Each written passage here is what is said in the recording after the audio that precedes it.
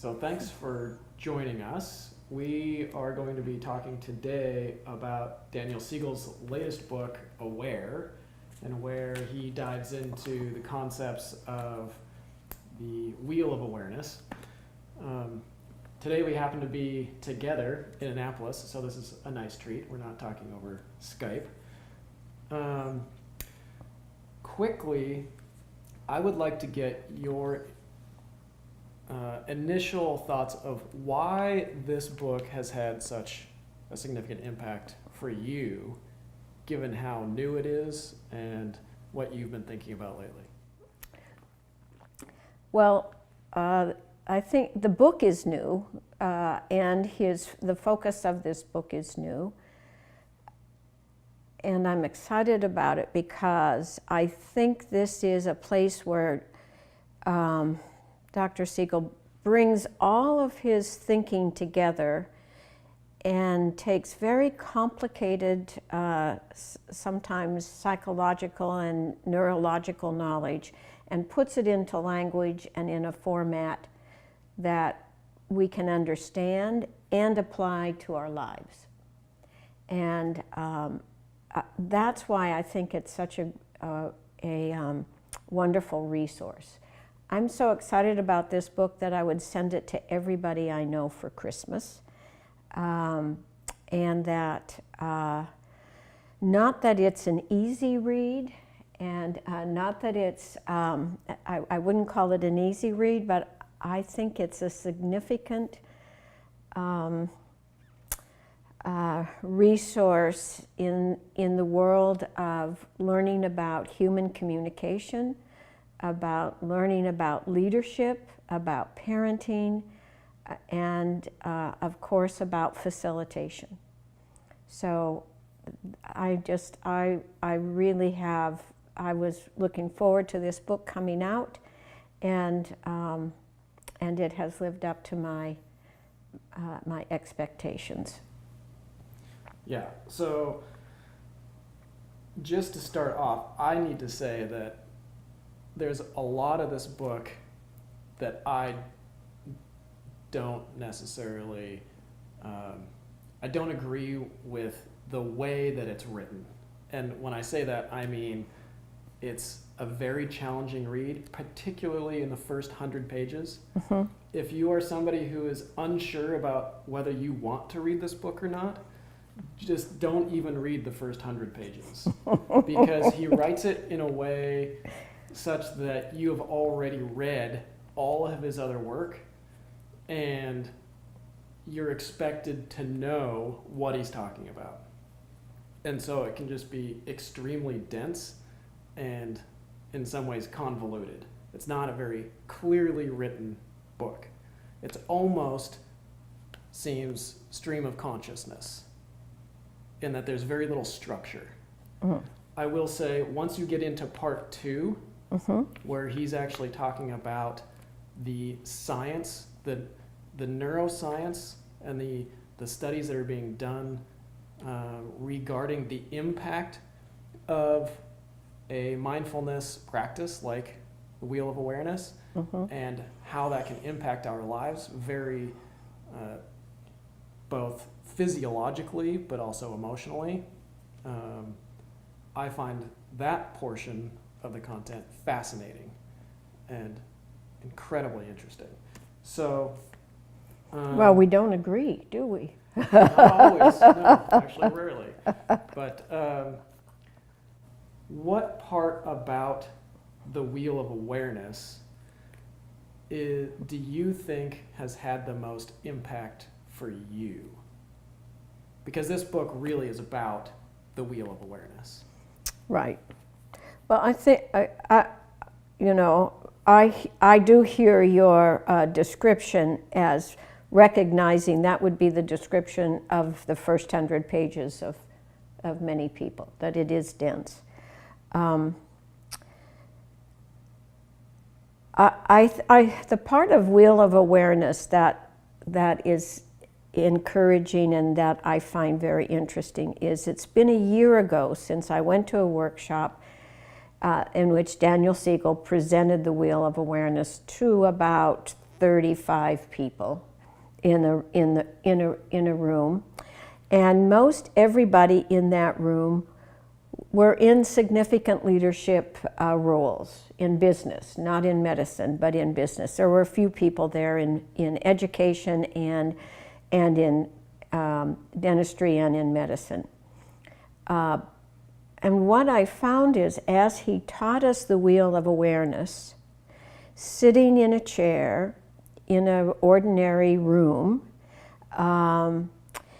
that it was a very simple tool to learn to use, and the impact of learning that tool for people in the room, including myself, was a profound impact in recognizing that in 30 minutes, I think we did it, the first introduction was 45 minutes.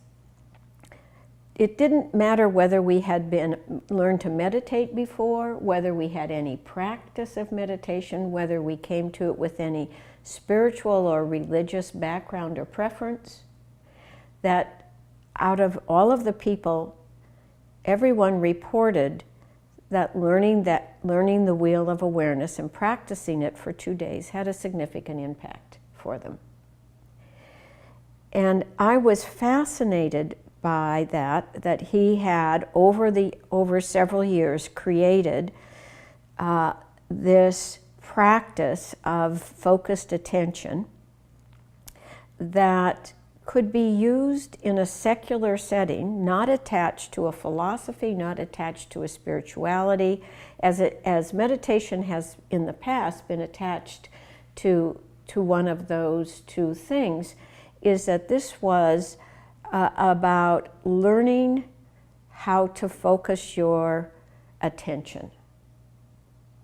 And it was based on his practice and his experience over many years of working with this idea of mindfulness, developing the ability to actually be able to learn how to focus the mind.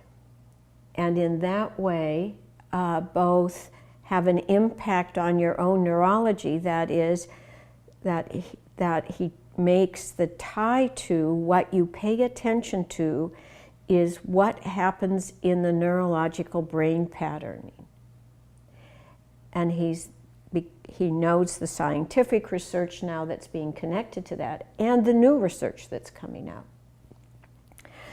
So this is why I like the Wheel of Awareness practice, is it can help. It seemed to me that across this range of 30 people, it was helpful. As I've used it in other settings, it's really helpful, and it demystifies this idea of mindfulness. It takes away all the mystery about it, at least for me, because I actually recognize that I believe the science now is helping us understand how the brain patterns work. We don't know it all yet, but it's really helping us understand how that happens, and how we can, by the way we focus our attention, we can begin to change those brain patterns. We have some control. We don't have all control, but we have some control. And for me personally, because of my own personal levels of anxiety, the peaks and valleys of my own anxiety, I have found it really helpful. And I've also helped other people work with the anxiety, particularly around in settings of influence or leadership, and settings of learning how to bring the possibility of small groups learning together and change. That in doing that, coming from a place of centered calmness, rather than out of an anxiety or out of that looks like controlling. You know, we sometimes want to bring change to a group, and the way we do it is out of control. And this has been, I think, really helpful in helping people come into those conversations and into that kind of process of bringing change from a place of centered and quiet and knowingness rather than from control. So that's my shorthand in why, I mean, there's probably more and more, but that's the essence of, for me.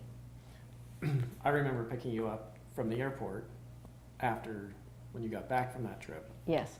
And I don't know if I've ever experienced you as energized and jazzed as the next couple of days. And that got me interested in, you know, what it is that Daniel Siegel's doing. Because you've been a, you know, in some ways a fan of his for a long time. Yes. But this was different, and I felt it as it was much more personal.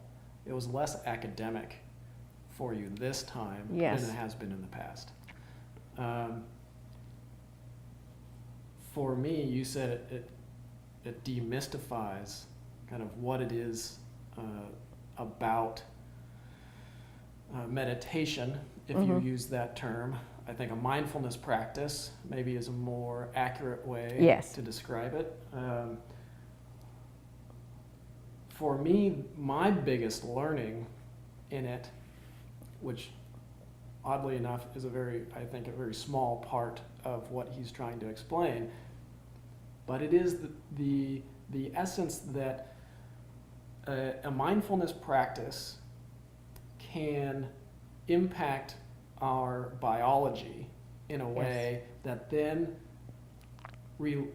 impacts our emotional state and the way that we relate to the world in such a way that it can reduce what's the word that I'm looking for? So he describes a mindfulness practice as helping to balance between rigidity and chaos. Yes. And creating the integration in our brain, which supports balance between rigidity and chaos. What that allows us to do in a real world application is be less impacted by our other neuroses, if you will.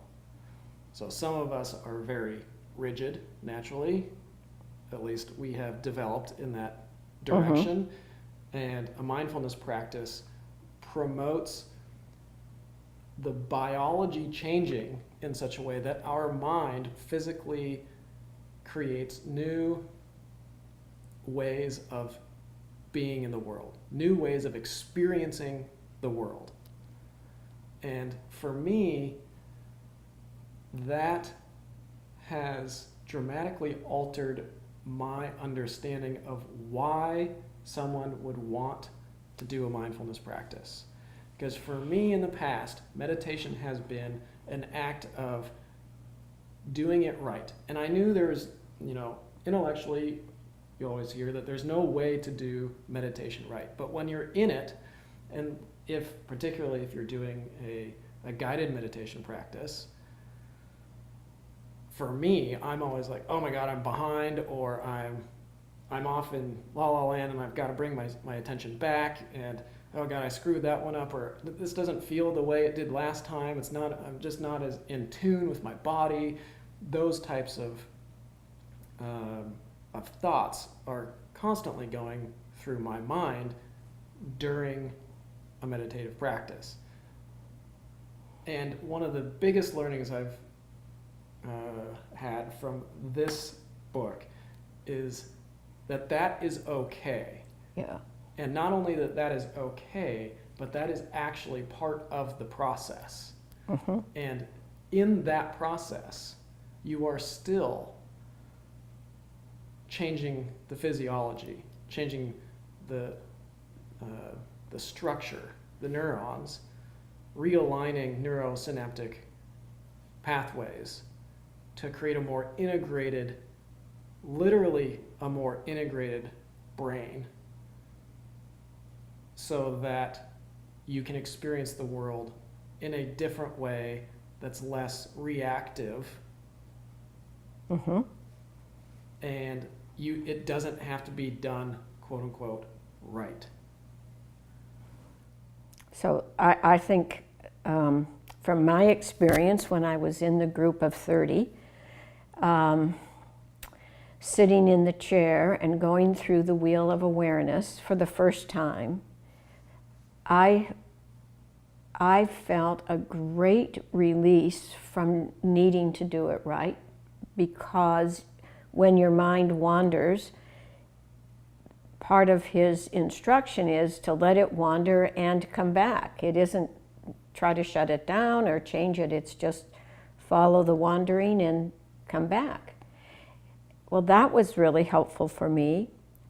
And the other part, though, that I had not understood really had to do with paying attention to the sensory information outside and paying attention to the sensory information inside, like paying attention to my body and what were my bones telling me and what was my stomach and my heart and my throat, so that being able to really access that information consciously and being able to also access the information about what am I thinking about and what do I believe I'm thinking about.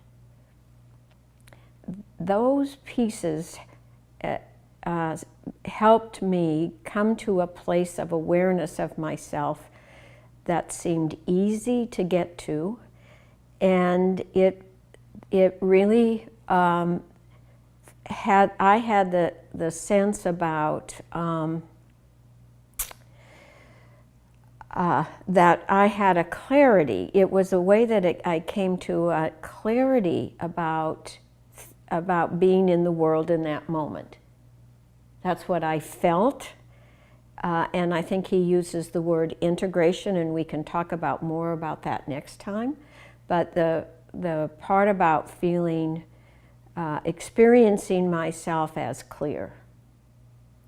And I think that that's the part that I feel about the practice and think about the practice is so helpful, is that it helps you pay attention to what are you seeing in the world, what are you hearing in the world, what's in your sensory environment, and what is in your physical environment, that is, what is in your internal awareness, and then what is in your thinking awareness at that time. Where's your pattern or thought process? And the last one, though, was also and your belief process. What do I believe about this? And the other one was about being able to observe yourself in the third eye, so that you can be totally in and of yourself, and you can be self-aware from that third eye perspective. To practice that, I think, is so helpful as we begin to think about how we're going to be live in this world. And again, I don't know if it would be so interesting to me if it weren't that when you're really trying to work through emotionally and conceptually complex issues, and you're not just thinking about them, you really are trying to come to understanding complexity from an emotional and an intellectual structure. This is a way to practice that integration.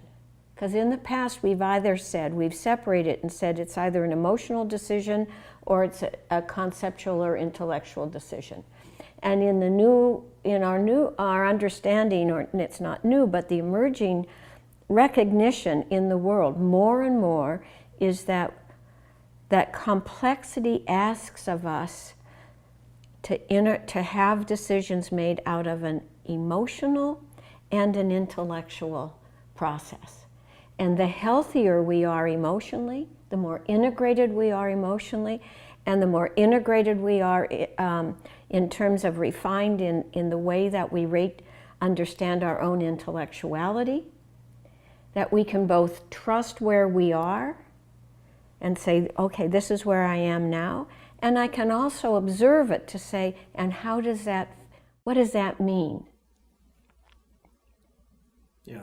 And that's why when you say I was really jazzed about it, for myself, I had not experienced that ever before in 30 minutes practicing over. I mean, we practiced several days. And also, though, talking with other people about the impact it had on them and listening closely to that, what I also heard was the same sense of coming to it with wonder. Not like he said, fill your heart with wonder. That isn't what happened. People came to their own sense of wonder through the practice. Yeah. So yeah, well, I think there's the practice part of it, and then there's the understanding of the science behind it, right? Then there are two different parts of the book. I want to encourage you and everybody who's interested in learning about neurophysiology is to take the time to understand how or where the science is pointing us, right? It's so new, it's just pointing the direction. But I think that's important, new understanding. In the last 10 years, I think our understanding of how the mind-brain functions together has been a significant new learning, and I would wish people could be really engaged in that. One is to demystify it, but the other is to recognize we now understand how important the environment is and the patterns of behavior that we engage in influence our neurology.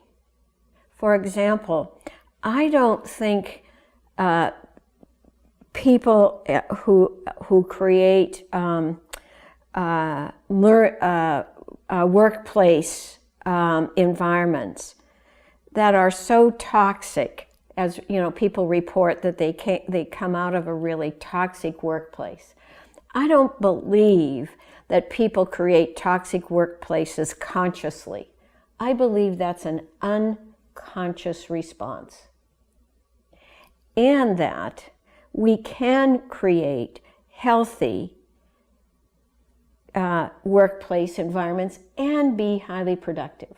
And when I say that is we can learn to relate with each other with a highly integrated emotional intelligence and a highly integrated intelligence and get work done.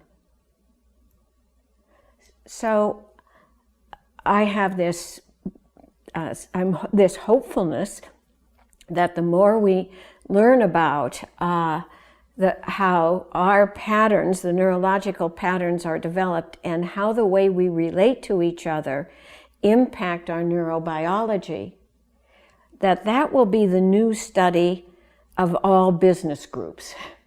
Yeah. That's why I'm excited about it. As I think it's the new science into leadership and effectiveness. I think there's a couple of steps in that. That's not a direct pathway. Okay. But I think we're definitely going in that direction as a business culture. I would agree. I hadn't taken it to that step to that place. And that's just been my, I guess, the small amount of time that I've had with the content.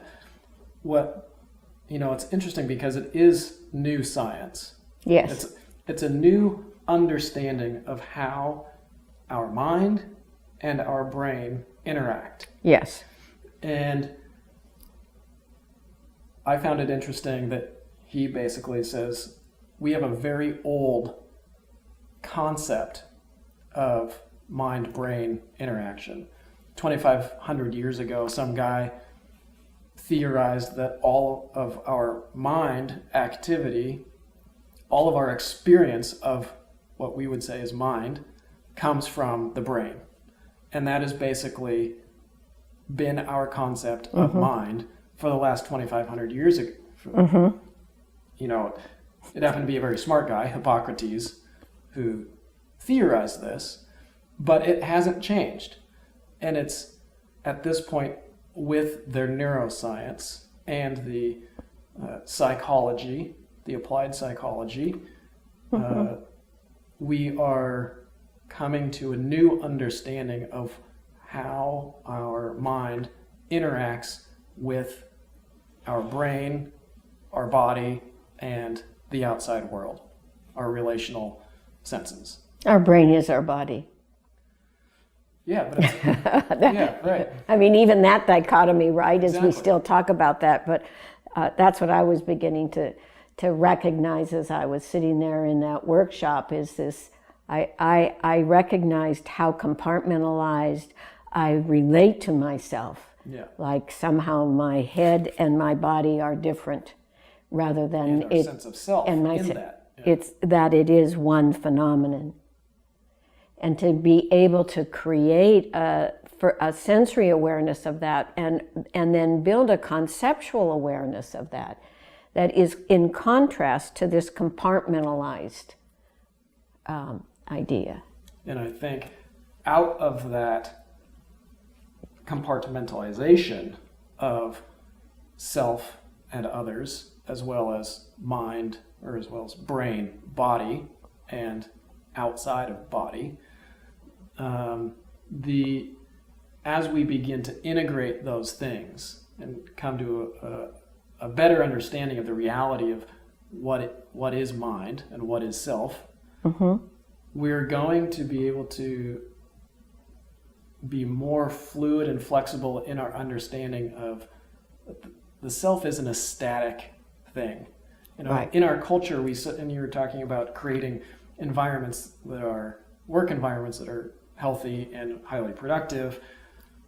That's one thing that I think we take for granted, is that we assume that the people who are in an environment are static objects. Yes. And they go from one environment to another, and they're going to behave and perform and have similar experiences internally, regardless of what the external environment is. I think we now know, and he states some of that scientific finding in the book, is we are a fluid, ever-changing, dynamic being. To the point of we're getting to the point, although just beginning to get to the point, where we can identify what is actually physically changing in the brain. And that's what I find interesting, is when you can say this is less theory now than it was, say, 10 years ago. Well, the theory was built on observational data, and then, when I was really studying, first of all, child development, all of the information mostly was built on observational data and then inferring what was happening biologically. And then with the new science and the ability to really model and to actually, the research that I got so excited about was the research where we could actually see how children's brains developed over time differently in relationship to the environment. And although I believed that, and I had an intuitive guess that was true, to be able to look at that somehow made me so much more committed to the idea that the environment that we create for each other in our families, in our schools, and in our work, because work now is my focus. That's where I go to all the time. But in the past, it might be, I mean, it still is in families, but there's a way that our culture has accepted, that many people have accepted, work has to be hard and miserable. And that we have the right, if we are the owners or we are the managers, we have some kind of right to create an environment that diminishes people. And that environment is more effective.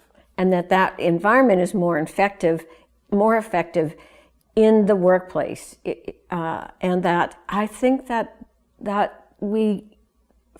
I know it's a leap of faith, and that I walked through many steps. When you said, well, there's a few steps in between, that's true. But when I was sitting in that room, I had a clear vision and that this happens to me occasionally, of how this relates to leadership and creating workplaces that are dedicated to the growth and development of every person.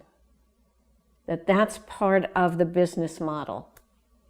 Well, one of the things, I mean, you frequently go back to talking about development when we know now that development in children is greatly impacted by their environment. Their physiology is impacted.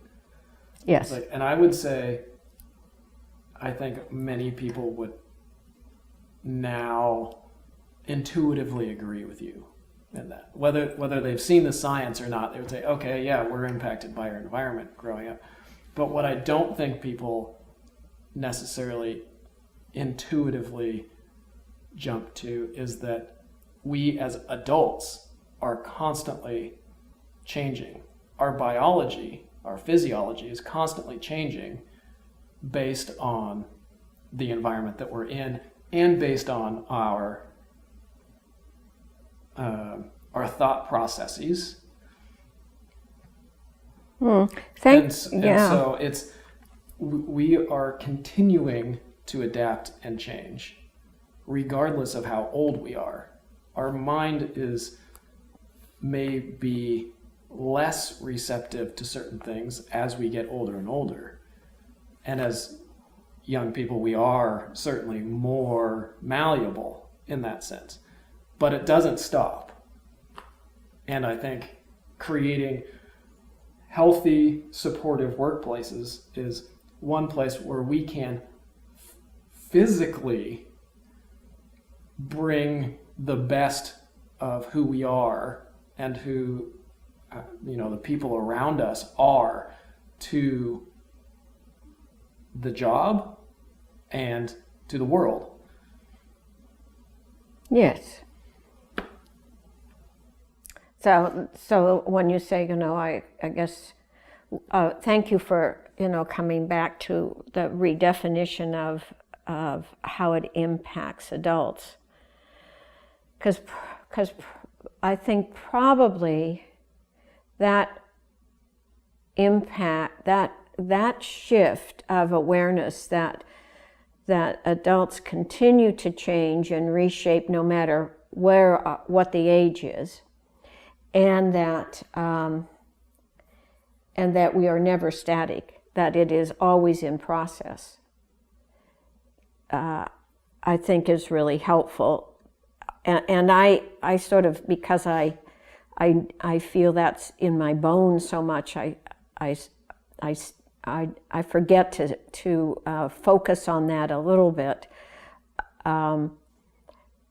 because I've been so interested in thinking about how the environment shapes adults. I think we all have this thing now about early childhood development and creating a space for children, right? And all the learning and all of that. And then somehow at 13 it clicks off, or 15 or 21 it clicks off. And we kind of go on automatic. We really don't challenge the impact of how we create those both relationships and those organizational structures that impact people's lives. But I also think we have a bias in our culture to give a pass. When workplaces are not healthy, we give a pass because we say it's work. Right. For me, this has also helped me redefine what we ask of our work. That is a very old, outdated model. And so that this book has been the pathway for me to open up my creative thinking about what could those structures look like as we don't know how to do it really well yet, but I think it's worthy work to keep asking more and more of ourselves. Well, I would say we have some pretty good ideas of how to do it. Well, I do, but I do think it's a really emerging, pioneering, we have one or two people out there, or a few people who are doing it, but it's still quite on the edges. So that's the part I think, is that it's still novel or pioneering work, and my energy is around how can it be more and more. How can we bring it more and more to more people? How do we begin to use language and create structures and learning? And one of the things that I've been encouraged about is when people start teaching the wheel of awareness or a mindfulness practice in organizations, and they're doing some studies now about, well, what's the impact of that? And it's totally, nobody has to do it, but it is part of the awareness of there is this new, for the better word, learning technology, personal learning technology that we can begin to apply. And I think we're going to learn more and more about it. So that's why I thank you for being in this conversation with me, because there haven't been very many people who have wanted to sort of explore it in all of its, sort of pathways and crosses and ups and downs and where it's led to the thinking. And I'm hoping that this conversation also leads to a greater conversation for everybody who's watching this, to begin to really embrace the idea that this new technology of mindfulness has a way of supporting us creating healthier workplaces more and more, healthier families more and more, healthier schools more and more. Mindfulness isn't necessarily a new technology. In the Western world, I think it's a mindfulness practice hasn't historically been considered secular. It has been considered, as you said earlier, it's been relegated to some sort of spiritual practice. Right. And I think what Daniel Siegel is doing effectively in this is separating those two things very, very cleanly and saying, this isn't about sitting in a Buddhist monastery in Tibet. Yes. It's not about talking with God, or whatever you want to say in terms of a religious experience. This is about a physical, emotional development, personal development, just like any other physical practice, physical exercise would be considered. I mean, you can think about it exactly the same way. The same reason you go to the gym would be the same reason you would want to have a mindfulness practice for 10 to 30 minutes a day. That's a very simplistic way to look at it. But I would say in terms of the motivation for a mindfulness practice, I see, could potentially be, depending on the person, a personal development, health-based practice. Yes. I mean, there's more and more to talk about it. You know, as we talk, lots of ideas come up, and maybe I'll write them down and we'll explore them the next time. And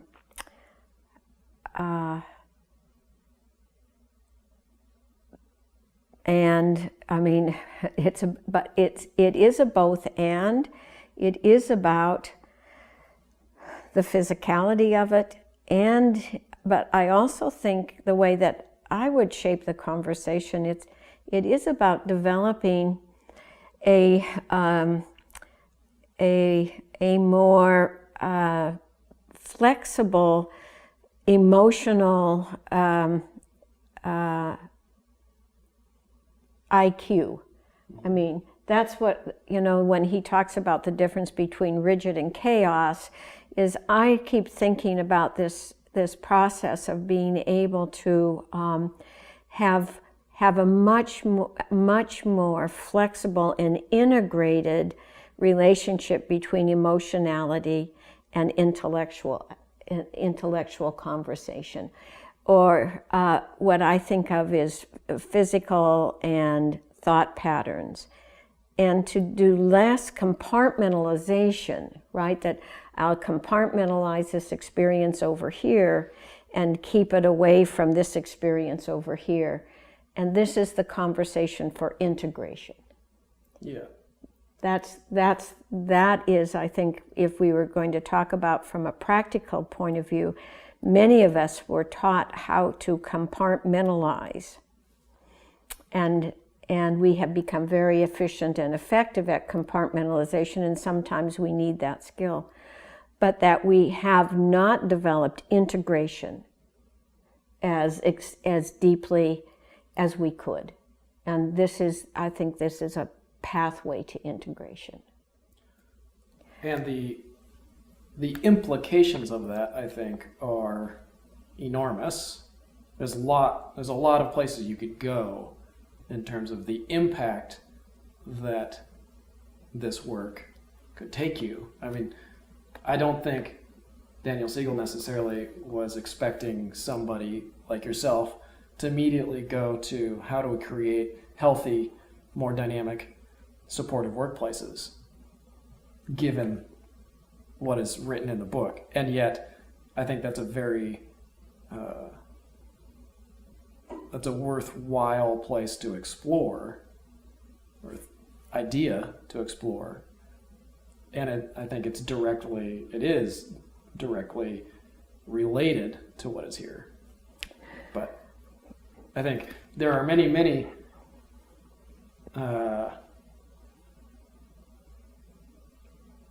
places you could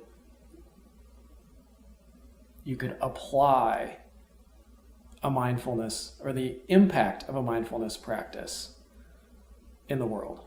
Yes. So just quickly for reference, I think it would be good to talk about, or at least shortly describe, what the wheel awareness is, because this book is primarily, there's a lot in it that's not wheel of awareness, but a lot of it is derived from wheel of awareness and Siegel's work about developing the wheel of awareness. So just quickly, I would describe it as a mindfulness practice where first you simply pay attention to your five senses one at a time. So first it's hearing, then sight, then touch, taste, and smell. Mm-hmm. And then beyond that, you go into basically focusing on your body sensations, so internal organs, muscles, that type of thing. And then you go into being aware of all of the thoughts that are in your head, any and Yes. all thoughts that come into your head. The fourth aspect of it in the complete wheel of awareness practice is becoming aware of awareness itself. And he walks through how you do that. And then the fifth aspect is paying attention to your relational senses, and then stating some phrases about your relationship with the people around you and other beings on earth, just so that you become more aware of how you relate to other beings in the world.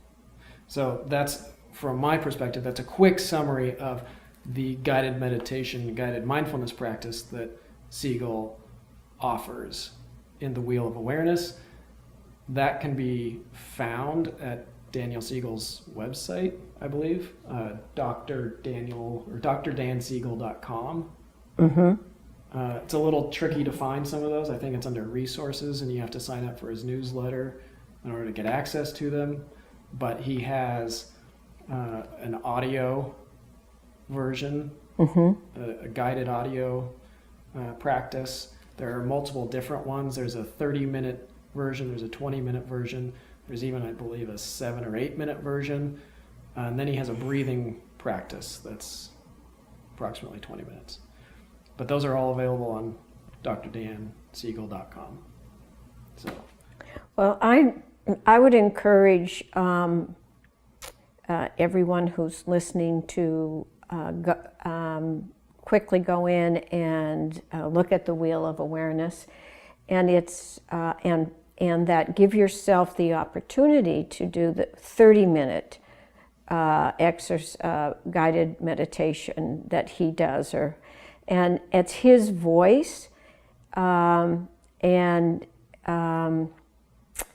I would encourage you to give yourself that kind of gift of doing the 30-minute one with him, just as an introduction. yeah, I would offer another alternative. For me, it was helpful to do the 20-minute.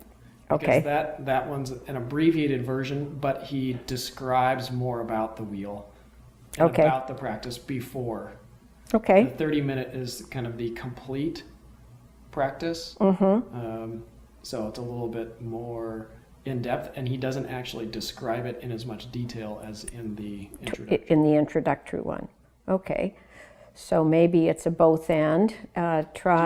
Do both, or if you want to hear the description of it, start with that. And I think that's what would be helpful as we also then go and begin to talk about that Wheel of Awareness in our the application of that and how we experience that in part 2. Yeah, absolutely. Because there is an enormous amount of application Right. to Okay. talk about. So, sounds great. Thank you. Thank you. For joining us. Thank you. And we'll be back next time with let's say a part 2 of talking about aware. Yes.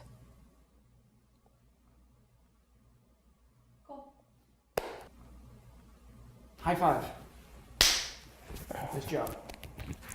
Yes. Yes. Sorry.